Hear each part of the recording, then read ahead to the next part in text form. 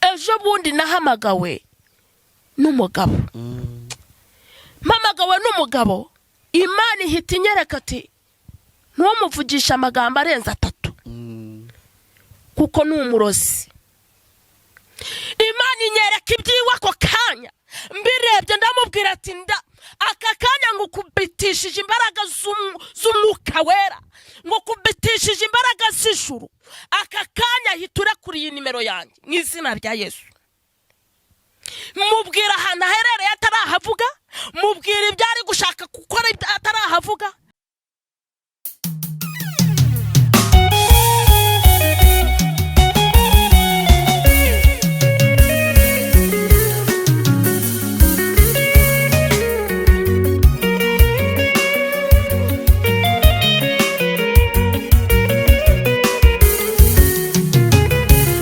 Ntabujubesha mana, ntabujubesha iyo usezeranye urasohoza. Ntabujubesha mana, narabibonye iyo usezeranye urasohoza. Ntabujubesha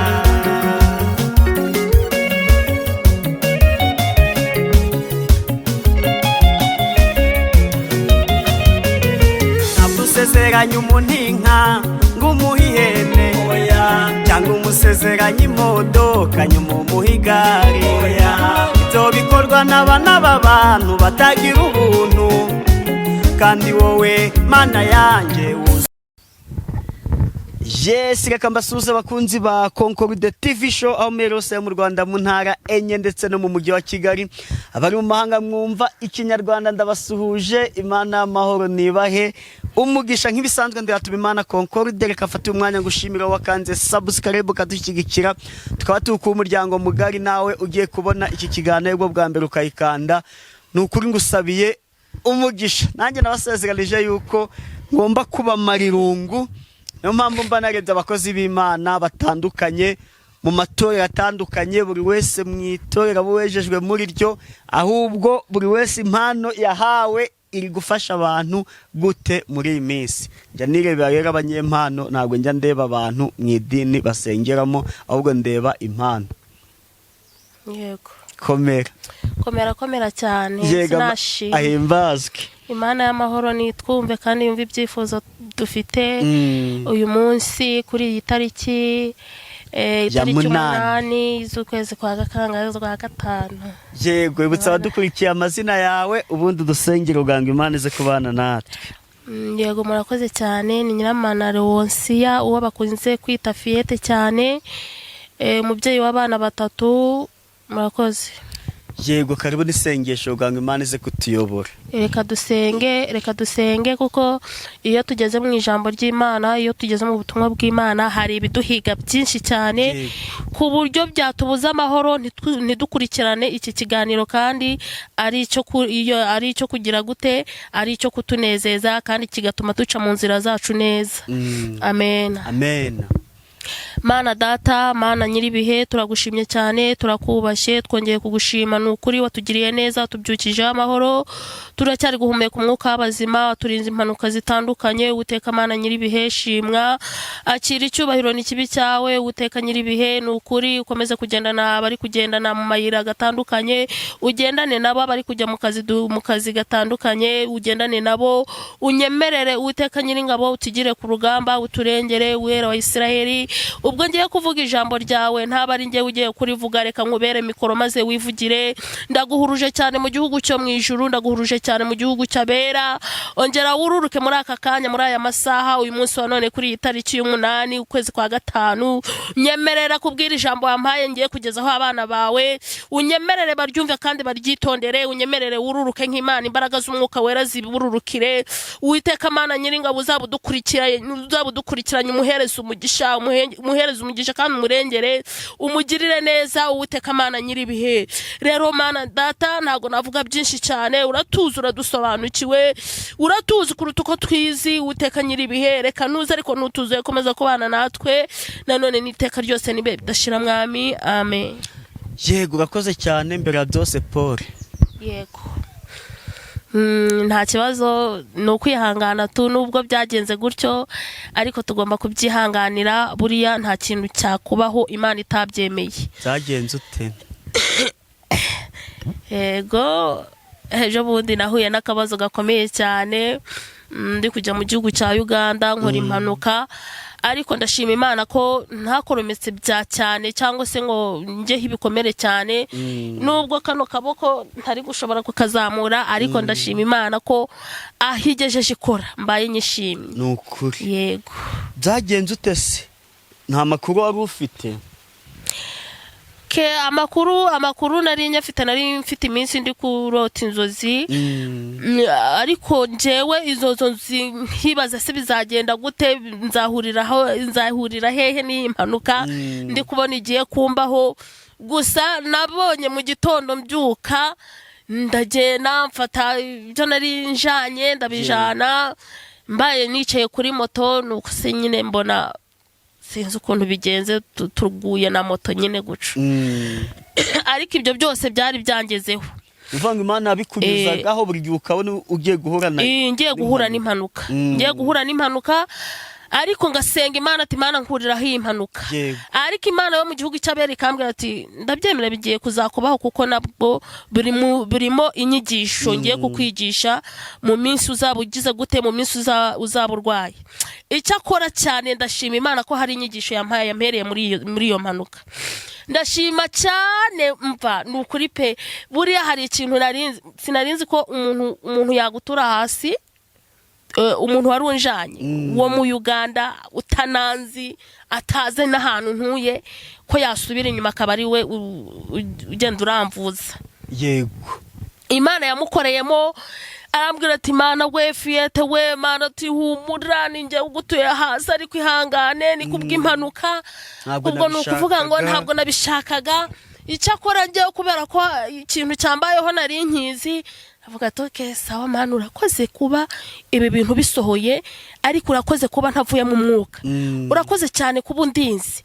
Imana yacu nishimwe cyane, kuko ndagira ngo nkubwire ngo Imana y'amahoro irakurinze, nubwo umwanzi yatega imitego ahantu hose, Imana ndagira ngo nkubwire ngo irakurinze. Yego. Amen, haleluya. Amen. Imana y'amahoro iraturinze. Imana yacu ntisinzira. Imana yacu ntagihumeka itarabona umerewe neza. Imana yacu ntayumva, yaguha amahoro muri buri kimwe cyose, ariko ntagizaho ushaka kuguteza ibyago amahoro. Imana izakurinda kandi izakubera amaso. Imana izakugota kandi izakurengera. Ikuri imbere n'inyuma, impande zose irahari. Aho wajya hose irahari iragutegura. Aka kanya ndi kugenda n'ijambo rivuga ngo mwana wanjye itegure kuko ndi kugutegura, kuko hari icyo ugiye kuzamara mu minsi iri imbere. Ndagira ngo nkubwire ngo ibibazo uri kuhura nabyo niko gutegurwa kwawe, kugira ngo ejo uzabone icyo ubwira undi mugenzi wawe. Amen, haleluya. Amen. Mukomeze munyihanganire kuko ndacyafitemo agashoca ukuntu cyarwaye. Uraza ngo tugikore, Imana iguha umugisha kubwo kwitanga. Nukuri mukomeze munyihangane, oya sinabura kuza kuko byari biri mu nshingano zanjye, kuko n'Imana yari yabimbwiye ko ndibuze kuza ngatanga iri jambo ngiye kubwira abantu. Yego, n'ubundi ufatireho rwose uvuge uko umwamara gushoza. Ubu iyo ugenda sinaye kuzongera kukubona, impanuka iguhitana, ariko Mana ushimwe ko ari inzu umukozi wawe. Nukuri n'Imana nishimye cyane. Rero ndagira ngo nkubwire ngo konkurude. Yego. Hari igihe tugenda cyane tukibwira ngo turirinze. Hari abantu bagendera mu byaha cyane bakibwira ngo tiburiya kubera ko iyi mpanuka ibaye ntimuhitane, buriya afite ibyo agenderaho, cyangwa se buriya kubera ko iyi mpanuka ibaye guca tiburiya ni njyewe wirinze. Ariko ndakubwiza ukuri, nkimara kugwa hasi aho hantu, nta muntu n'uyu n'umwe nabonye wavuga ati reka muhagurutse. Amen, haleluya. Amen. Nta muntu n'uyu n'umwe nabonye imbere yanjye ngo aza kumpagurutsa, ahubwo nabonye ahantu twari turi hari hatandukanye, hari intera ndende yo kuba umuntu w'iwacu yambona aho ngaho naryamye akaza kampagurutsa. Ariko natunguwe cyane nuko Imana yirukanse umuntu, kandi abasirikare bari bahagaze ba Uganda, bari bahagaze impande zacu gutya, ariko nta muntu n'uyu n'umwe. wampagurukije. Ahubwo icyo nabonye muri ako kanya, nabonye marayika w'Imana aza ari we ufata akaboko nari maze kugusha, kuko naragashinze gutya ni nkaho gupfa ahari byari giye kuvamo byari giye kuvamo kuko n'Imana yahabaye. Ariko aka kanya ngisinziriye aho ngaho nabuze uwampagurutsa, nabonye marayika w'Imana wihuse araza arampagurutsa, araza arankandakanda. Ndavuga se none se Mana yanjye uyu ninde ungeze uruhande? Ni ukuvuga ngo wa muntu nawe wa muntu usanzwe nawe mbona amukurikiye inyuma, nawe ahita aza arampagurutsa, arambwira ati humura, marayika ari kunkandakanda. Ahita ampereza, hari agati yahise marayika yahise ampereza, sinzi ukuntu nakatsi kanabaho inaha ngaha ndakabona, yahise akampereza ndagakanja mu mwuka, nje ndabyibonera amaso ku maso. Wumve ko nta maraso navuye.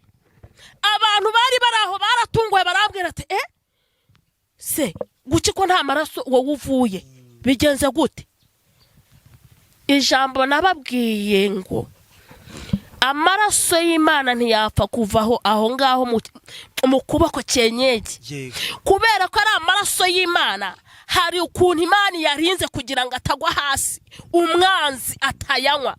Amen, haleluya. Hari ukuntu Imana yarinze amaraso yayo, ako kanya marayika ahitaza ahita arinda kugwa ayo maraso kugira ngo atakara hasi, kubera ko umwanzi we yarashatse kungusha hasi kugira ngo anywe amaraso, ariko ako kanya amaraso yarayabuze. Amen, haleluya. Bitambona abamarayika ba Satani baranamutse, bitambona barashiririye ako kanya, bitambona bari gukubitwa inkoni cyane, bitambona basubijwe ikuzimu ako kanya aho ngaho nkiryamye. Ndavuga ati Mana shimwa kuko ndakubonye. Amen. Ndagira ngo nkubwire ngo hari ijambo riza nza kukubwira rivuga ngo nubwo umuntu yaguhiga, nubwo umuntu yakurwanya, nubwo umuntu yahiga kukwica, ntabwo azakubona, kuko Yesu arakurinze. Amen, haleluya. Yesu arakurinze. Ndagira ngo mvugane nawe ngo humura mu bibazo byawe waba uri gucamo uyu munsi. Ndagira ngo nkubwire ngo humura, kuko Yesu ni uturinze, Yesu ni utubereye maso. Hari abamarayika bashinzwe kuguprotokora, bashinzwe kukurinda, bashinzwe kuguhanagura amarira, bashinzwe kugukanda mu magufwa no mu sokoro, bashinzwe kukurengera. Marayika wa Satani atarahagera. Amen, haleluya. Nukuri byarantunguye cyane. Njewe buriya nafuze ati Mana yanjye, kuko ibi bintu mbonye bibaho, mpita numva ijwi ryihuse rimbwira ati humura mwana wanjye, ndagira ngo nkwereke mu isi y'umwijima ibyo baba bashaka kubategurira. Ariko ndagira ngo nkubwire ngo ntabwo bayagezeho ayo maraso. Nukuri pe, n'uyu munsi n'abazabona iki kiganiro kuko mu gihugu cya Uganda aho ngaho naguyeho, bazahita bavuga ati koko niko bimeze. Ntago mvuga ikintu ngo ndi kubeshya, mvuga ikintu ndi mukuri kandi mpagaze mukuri kw'Imana. Njewe naguye aho ngaho ngira ngo amaraso arahuzuye, amaraso aratemba, ariko nabonye marayika mpereza hagati. Ndavuga se Mana, nibi bibagaho amaraso ntihagira n'agatonyanga kagwa hasi. Ako kanya Imana irambwira ati ndagira ngo nkubwire ngo ninjye ukurinze, ayo maraso ntagarayo, amaraso yawe ntagarayo kugwa hasi ngo anyobwe n'ibitambutse byose. Ayo maraso nayanjye. Amen, haleluya. Ndagira ngo ayo maraso nkubwire ngo ayo maraso ufite mu mubiri wawe uyu munsi, niba wizeye Imana kwikiza, uyu munsi niba wizeye Imana kwikurinze, uyu munsi niba wizeye Imana ko ari izakugeza ku kintu runaka, Imana irakurinze, humura. Amen, haleluya. Imana iraturinze mu ngorane wacamo zose, Imana irakurinze mu bibazo wacamo byose, Imana irakurinze. Aka kanya mfite ijambo rivuga ngo riri muri Matayo muri Matayo ibice 26 kongo samira ibice 26 Matayo ibice 26 ugeze ku murongo wa 5. Bajya inama yo kwica Yesu. Amen. Nuko Yesu arangije ayo magambo yose abwira abigishwa be ati, Amen. Muzi yuko iminsi 2 nishira hazabaho Pasika. Umwana w'umuntu azagambanirwa abambwe. maze abatambyi bakuru n'abakuru b'ubwo bwoko bateranira mu rugo rw'umutambyi mukuru witwaga Kayafa, bagira inama hamwe yo koshyushya Yesu ngo babone uko bamufata bamwice. Amen. Abugarukiye gato. Amen. Haleluya. Amen. Imana yacu nishimwe cyane. Uyu munsi waba uri mu kazi kawe, ariko ko kazi nta mahoro ugafitiyemo, haba kugambanira babaye benshi, abashaka kugira ngo uve muri ako kazi ni benshi, abashaka guhitana ubuzima bwawe ni benshi kubera ako kazi. Ariko nagira ngo nkubwire ngo humura ntago baraguhitana, humura ntago barashaka, ntago barakwica. Uyu munsi barakubwira ngo abari kukugambanira ni benshi, mbere yuko ubona akazi abari kugambanira ubuzima bwawe ni benshi, mbere yuko ufata diplome yawe abari kugambanira ako kazi ni benshi. Ariko uyu munsi wa none ndagira ngo nkubwire ngo humura nta kuzaba kuko Imana irakugose, humura nta kizaba kuko Imana niyo yaguhaye ako kazi, humura nta kizaba. Uyu munsi ubayeho kubw'Imana, ntago tubaye ku migambi y'abantu, ahubwo tubaye ku mugambi w'Imana. Uyu munsi ni izi dosiye yawe, uyu munsi ni izi mibereho yawe, aho ukandagiza ikirenge iraharinze, aho ukandagiza ikirenge iraharinze, irahagose, aho irebesha amaso iraharinze. Uyu munsi wa none waba uri kugenda ukaba uguye mu giti utabizi, ariko ndagira ngo nkubwire ngo ayo maraso yawe n'aya Yesu, nyemerera uyarinde, nyemerera uyagotesha imbaraga z'ijuru, nyemerera uyagotesha abamarayika b'ijuru, kugira ngo Imana ibone kukurinda neza, kugira ngo Imana ikugirire neza, kugira ngo Imana irinde akazi kawe uzabona neza, ejo uzakageraho amahoro. Amen. Haleluya. Imana yacu nishimwe. Hawe uyu munsi wa none hari abicaye bafite ubwoba bw'intambara, hari abicaye bafite ubwoba bw'ibihe, hari abicaye bafite ubwoba bw'imibereho. Ndagira ngo nkubwira ngo wigira ubwoba. Icyo gitero Satani yohereje cy'ubwoba, Yesu ntago yigeze guterereza icyo gitero. Ndagira ngo nkubwire ngo Satani aragira ngo uve mu byizerwa, Satani aragira ngo uve mu byizerwa ujye mu buyobe. Ariko uyu munsi wa none ndagira ngo nkubwire ngo humura, Yesu arakurinze kandi akubereye maso. Ni ukuri papa akubereye maso kandi ntazemera ukorwa n'isoni. Amen. Haleluya. Komeza. Ariko baravuga bati twe kumufata mu minsi mikuru kugira ngo bidatera abantu imidugararo. Twere kumufata mu minsi mikuru. Haleluya. Uyu munsi none hari abari gupanga kugufata wahawe akazi kugira ngo bakwice, ariko bakareba ati se nitumufata yahawe akazi ntago biri buze gutaza ikibazo, aho baraza kutumenya. Ndagira ngo nkubwire ngo ako kazi urakageraho amahoro, kandi Imana iraguha akazi amahoro, kandi Imana iraguha imibereho neza. Oya nta witerwa ubwoba na Satani, kuko uyu munsi wa none urarinzwe. Ndagira ngo nkubwire ngo Yesu arakubwira ngo arakurinze. Ndagira ngo nkubwire ngo Yesu arakubwiye ngo akubereye maso kandi ari kugutegurira ejo hawe hazaza. Numwemera mukagendana, numwemera akakubera maso, numwemerera akakuyobora, ni ukuri Yesu akubereye maso. Amen. Haleluya. Amen. Amen. Yesu asigirwa amavuta mu nzu ya Simoni umubembe. Dukomeze. Komezaho gato. Ubundi murongo. Yesu ari Betaniya mu nzu ya Simoni umubembe, umugore azahari afite umukondo w'amavuta meza ameze nk'amadahano y'igiciro cyinshi cyane, ayamusuka ku mutwe yicaye arya. Abigishwa bibonye bararakara bati aya mavuta apfiriye kubusa, ko yajyaga kugurwa impiya nyinshi zigafasha abakene. Amen. Haleluya. Hari abazabona uri gusigwa amavuta batangira bayatesha agaciro, batangira bavugishwa, ariko icyo gihe cyari nicyo gihe cyawe cyo gusigwa ayo mavuta. Icyo gihe cyawe niyo babigenza gute ntibazabihagarika. Amen. Haleluya. Uyu munsi none aragira ngo nkubwire ngo tegereza wihanganye maze usigwe ayo mavuta, kuko hari abatabyishimiye, ariko Yesu wagutoranyije arabyishimiye. Witerwa ubwoba n'abantu, witerwa ubwoba, kuko abantu bo muri iyi minsi bakunze amafaranga, nta bakunze abantu, bakunze babashira hejuru, nta bakunze twicishije bugufi. Amen, haleluya. Amen. Imana yacu nitugirire neza, Imana yacu nishimwe cyane. Ariko Yesu abimenya arababaza ati, uyu mugore muramuterera iki agahinda kwa nkoreye umurimo mwiza? Amen, haleluya. Abakene muri kumwe n'abiteka, ariko njyeweho ntituri kumwe iteka. Igitumye uyu mugore ansukaho ayo mavuta ku mubiri ni ukuwutunganiriza guhambwa. Amen. Ndababwira ukuri yuko aho ubutumwa bwiza buzigishirizwa hose mu isi yose, icyo uyu mugore ankoreye kizavugirwa kugira ngo bamwibuke. Amen, haleluya. Amen. Imana yacu nishimye cyane.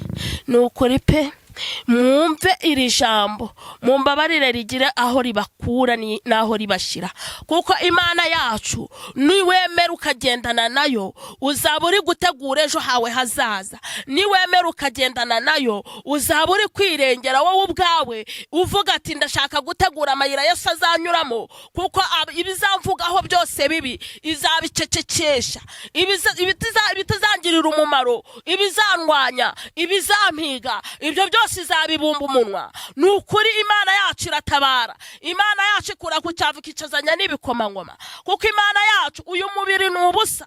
Uyu mubiri ni ubusa, ndagira ngo mbabwire ngo uyu mubiri ni ubusa. Uyu mubiri dusiga ni ubusa, ndagira ngo nkubwire ngo uyu mubiri wawe usiga ntuzanyurwa, iyi nda wayihereza ntago izanyurwa. Ndagira ngo nkubwire ngo intekerezo zawe ufite ubu ngubu ongera uzihindure, uzerekeze ku mwami wacu, umwami n'umukiza wawe Kristo watubambiwe akatumenera amaraso, akarinda aya maraso yawe, maze data maze akaturengera. Ongera umwiringire kandi ongera umutabaze mu bibazo ugezemo, niwe kugutabara. Niwe ukiza ibibembe, agakiza uburwayi butandukanye, agatabara maze akakurengera, maze akaguhereza ibiryo wari warabibuze, maze akagusiga amavuta wari ufite icyangiro, maze ugakundwa. Imana yacu nishimye cyane. Imana yacu nishimye kandi yirurikire kudutabara, kuko muri ibi bihe dufite ibibazo bitandukanye cyane, dufite ibibazo biri kuduhiga, dufite ingorane muri ubu buzima. Uyu munsi uri kugendana n'inshuti yawe ukwibwira ngo ni inshuti gukunze, kandi ari ya nshuti ishaka kuguhemukira, kandi ari ya nshuti ishaka kukurimbura, igashaka kwinjirira mu buzima kugira ngo imenye uko waraye n'uko wiriwe. Ndagira ngo inshuti z'iyi minsi ntacyo zakugezaho usibye kukurimbuza. Ariko ndagira ngo nkubwire ngo inshuti z'iyi minsi ikintu kiri kuzihima, ikintu kiri kuzinesha ni ugukunda Yesu, ukaba ari ugira inshuti yawe, maze yajya kugushaka ikakubura. Amen, haleluya. Oh, haleluya. Imana yacu nishimwe cyane. Imana yacu nishimwe kandi nihabwe icyubahiro. Ejo bundi nahuye n'ikigeragezo, mpura n'ikigeragezo gikaze. Bantu b'Imana, ni ukuri dusenge cyane, kuko hari ibiri kuduhiga muri iyi minsi. Abakozi b'Imana noneho bari mu muriro uri kwaka. Hari ibiri kuduhiga, nawe ubwawe birebye Imana igukoze ku maso wakiruka ugahunga. Ni ukuri pe, hari igihe turi kuba twicaye gutya tukumva ngo hari inshuti zije kudusura, tukagira ngo ni inshuti z'umumaro, tugahamagarwa ku matelefone. Ndabanza nihereho cyane. Ejo bundi nahamagawe n'umugabo, mpamagawe n'umugabo, Imana ihita inyereka ati ntumuvugisha amagambo arenze 3 kuko ni umurozi. Imana inyereka ibyiwe ako kanya, mbirebye ndamubwira ati aka kanya ngo kubitishije imbaraga z'umwuka wera, ngo kubitishije imbaraga z'ijuru, aka kanya hitura kuri iyi nimero yanjye mu izina rya Yesu. Mubwira ahantu aherereye atarahavuga, mubwira ibyo ari gushaka gukora atarahavuga. Hari n'abadutegeye ku matelefone bagashaka kutugerekeresha amatelefone. Arambwira ati fiye naragukunze ndamubwira ati nje nakuze umwami Yesu singushaka mu izina rya Yesu ndagira ngo nkubwire ngo iryo jambo mbere yo kunkunda banza ukunda umwami wanjye banza ukunda Yesu wanjye wandemye umuhereza agaciro. Amen, haleluya. Ndagira ngo nkubwire ngo uyu munsi wa none Imana iguhereza amagambo wasubiza abagabo b'ibigoryi, Imana iguhereza amagambo wasubiza abagabo b'abapfapfa. Nawe wa mugabo we ndagira ngo nkubwire ngo uyu munsi wa none Imana iguhereza icyo wasubiza abagore b'ibigoryi, abagore batafite ubwenge. Ndagira ngo uyu munsi wa none Imana ikurengere kandi gutabare. Amen, haleluya. Amen. Ndamubwira ati uyu munsi wa none wampamagaye ushaka kungerageza, ariko ndagira ngo nkwereke ko nsenga Imana. Mubwira amakuru yose, akimara kuyumva aravuga tumva ndemeye urimo neza, ti nukuri pe nubwo utanze, ariko aka kanya ndi kumva nakiriye umwami n'umukiza, kuko ibyo mbwiye byonyine hari aho binkuye, hari ijambo Imana imbwiye. Uyu munsi wa none Imana iri kumbwira ngo mbabwire ngo mumenye amatelefoni mwitaba. Mbere yo kwitaba telefone banza murebe hejuru ubwire Yesu Kristo undengera unkore ku maso menye uwo ndi kuvugana nawe. Amen, haleluya.